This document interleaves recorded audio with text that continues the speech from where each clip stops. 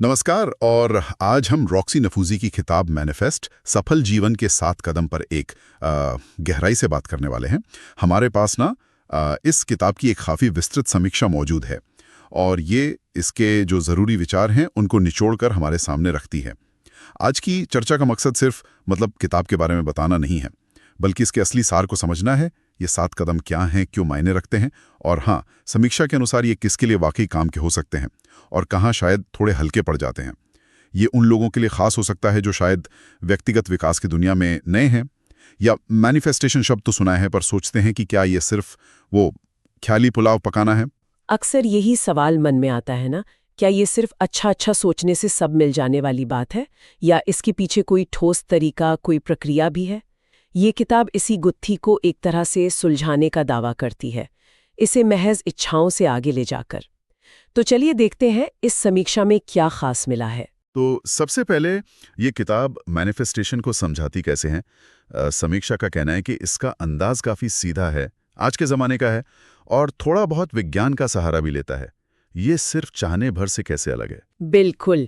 समीक्षा से जो एक लाइन सबसे उभर कर आती है वो है, आप वो आकर्षित नहीं करते जो आप चाहते हैं, आप वो आकर्षित करते हैं जो आप हैं।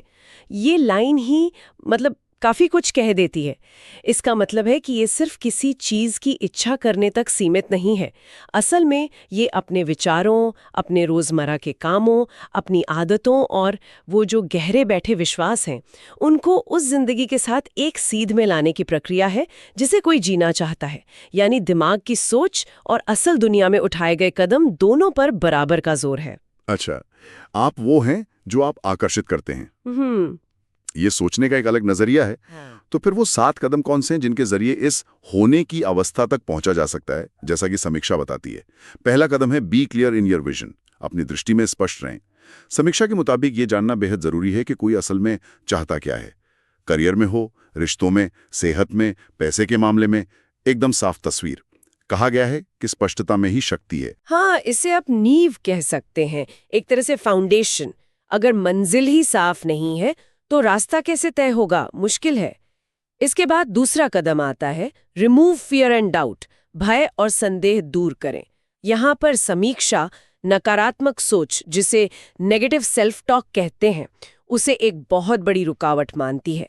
जोर इस बात पर है कि जो पुरानी सीमित करने वाली धारणाएं हैं, जैसे मैं ये नहीं कर सकता या मैं इसके लायक नहीं, उन्हें बदलकर नई शक्ति बनाने वाली धारणाएं अपनानी होंगी। ये मानना होगा कि हाँ, जो चाहा जा रहा है उसके हकदार हैं। ये दिलचस्प है। शुरुआत के 2 कदम ही पूरी तरह से दिमागी स्पष्टता और मानसिकता पर केंद्रित हैं। इसके बाद ही शायद असल दुनिया के काम आते होंगे।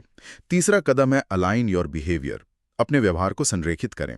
यहां समीक्षा कहती है कि हर रोज प्रेरित कार्रवाई यानी इंस्पायर्ड एक्शन करना अहम है। सिर्फ सोचना नहीं, बल्कि उस इंसान की तरह व्यवहार करना शुरू करना जैसा कोई बनना चाहता है। ये वो पड़ाव है जहां सिर्फ सोचने से बात आगे बढ़ती है। बिल्कुल, यहीं पर वो व्यावहारिकता आती है।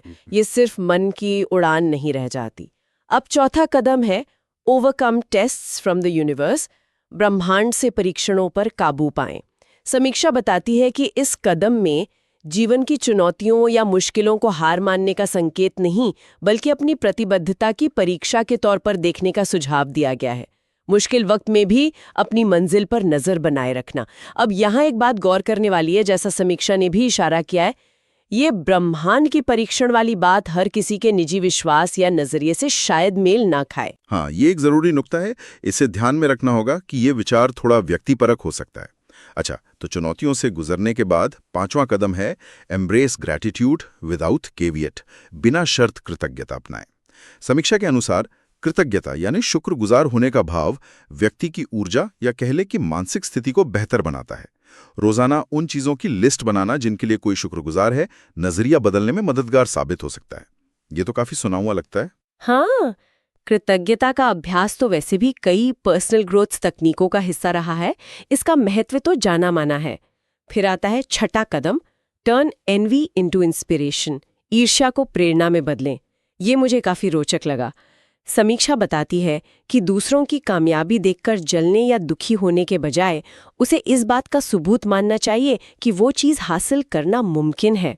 दूसरों की सफलता का जश्न मनाने से और सकारात्मकता आकर्षित होती है, ऐसा किताब का मानना है। वाह, ईर्ष्या को प्रेरणा में बदलो, ये तो वाकई सोचने का बिल्कुल अलग तरीका है। आमतौर पर तो ईर्ष्या को एक नकारात्मक भावना ही माना जाता है। समीक्षा क्या ये बताती है कि किताब इसे सकारात्मक कैसे बनाती है? क्या सिर्फ नजरिया बदलने से? हाँ, समीक्षा के अनुसार किताब का तर्क यही है कि ईर्ष्या हमें दिखाती है कि हम असल में क्या चाहते हैं। अगर किसी और की सफलता देखकर ईर्ष्या हो रही है, तो इसका मतलब है कि हम भी वैसी ही सफलता चाहते हैं।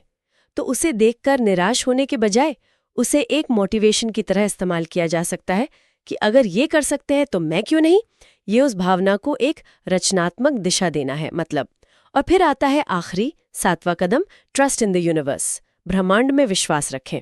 समीक्षा के मुताबिक इसका मतलब है कि नतीजों को लेकर बहुत ज्यादा चिंता, जुनून या हताशा छोड़ देना, सब्र रखना, क्योंकि कब कैसे कोई चीज मिलेगी ये हमेशा हमारे काबू में नहीं होता। यानी कि कोशिश पूरी करो पर फल की चिंता में मत घुलो, कुछ वैसा ही।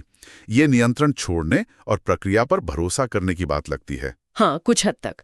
तो अगर हम इन 7 कदमों को एक साथ देखें, जैसा कि समीक्षा बताती है, तो ये सोच, विश्वास, रोज के काम और सब्र का एक पूरा ढांचा तैयार करते हैं। ये किताब इसी फ्रेमवर्क को मैनिफेस्टेशन का रास्ता बताती है। ठीक है, तो ये तो हुए 7 कदम। अब समीक्षा इस किताब की खूबियों और शायद कुछ कमजोरियों के बारे में क्या कहती है? कौन सी बातें इसे खास बनाती हैं? समीक्षा कुछ मुख्य बातों पर रोशनी डालती है। पहली बात, लिखने का अंदाज काफी सरल, आम बोलचाल जैसा और आधुनिक है।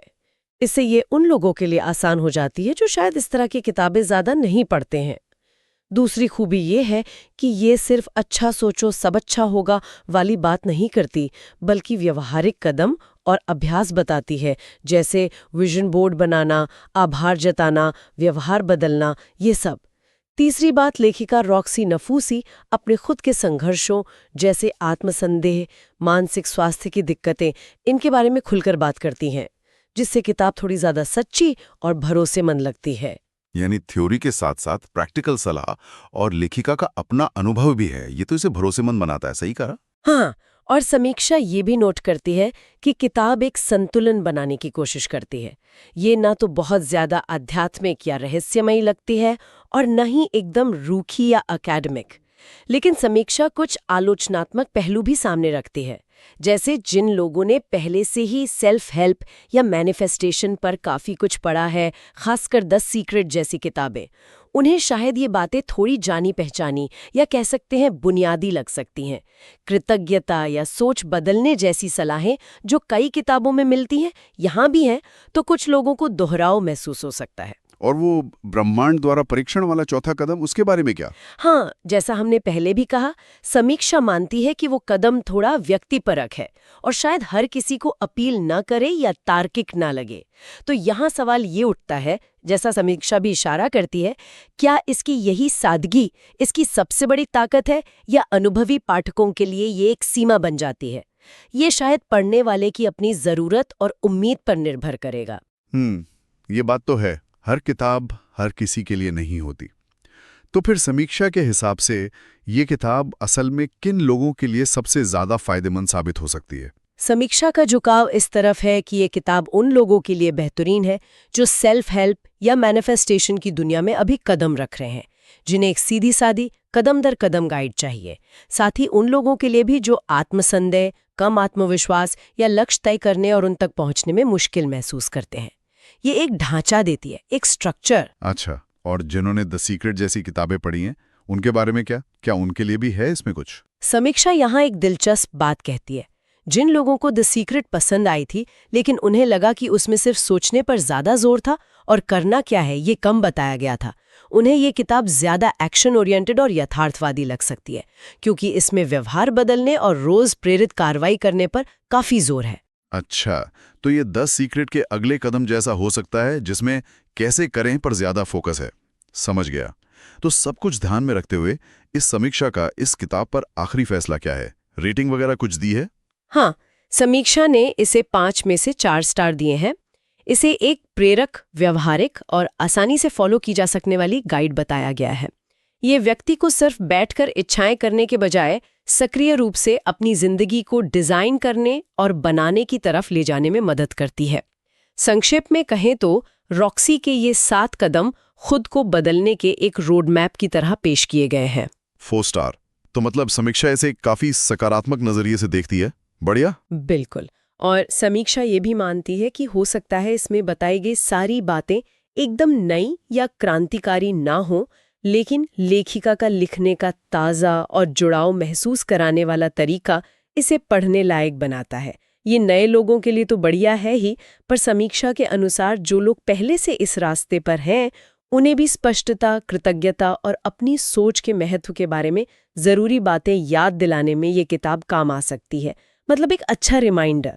तो आज हमने रॉक्सी नफूसी की किताब मैनिफेस्ट के उन अहम पहलुओं पर बात की जो हमें उपलब्ध समीक्षा से मिले। हमने देखा कि किताब मैनिफेस्टेशन को सिर्फ एक विचार नहीं बल्कि 7 ठोस कदमों में तोड़कर देखती है, जिसमें मानसिकता और कर्म दोनों का बराबर महत्व है। हमने इसकी खूबियों को समझा, जैसे इसकी सादगी, व्यवहारिकता, लेखिका का अपना अनुभव, और हमने उन पहलुओं पर भी गौर किया जो शायद कुछ लोगों को कमज़ोर लग सकते हैं, जैसे अनुभवी पाठकों के लिए शायद थोड़ा बुनियादी होना या कुछ विचारों का व्यक्तिपरक होना। पर इसका जो मूल विचार है कि व्यक्ति जो है वही अपनी ओर खींचता है, वो काफ़ी शक्तिशाली है, इसमें दम है। बिल्कुल। और अब इस पूरी चर्चा के बाद श्रोता के लिए सोचने के लिए एक नुक्ता छोड़ जाते हैं। समीक्षा इस बात पे बार बार जोर देती है कि मैनिफेस्टेशन के लिए अपनी होने की अवस्था यानी स्टेट ऑफ बीइंग को बदलना सबसे जरूरी है। तो सवाल ये उठता है कि अगर कोई अपनी बाहरी दुनिया, अपनी परिस्थितियों को बदलना चाहता है, तो उसे अपने अंदर, अपने गहरे विश्वासों में, अपनी रोज की आदतों में, अपने बर्ताव में वो सबसे पहला एक छोटा सा लेकिन ठोस बदलाव कौन सा लाना चाहिए, जिस पर वो शायद आज से ही काम करना शुरू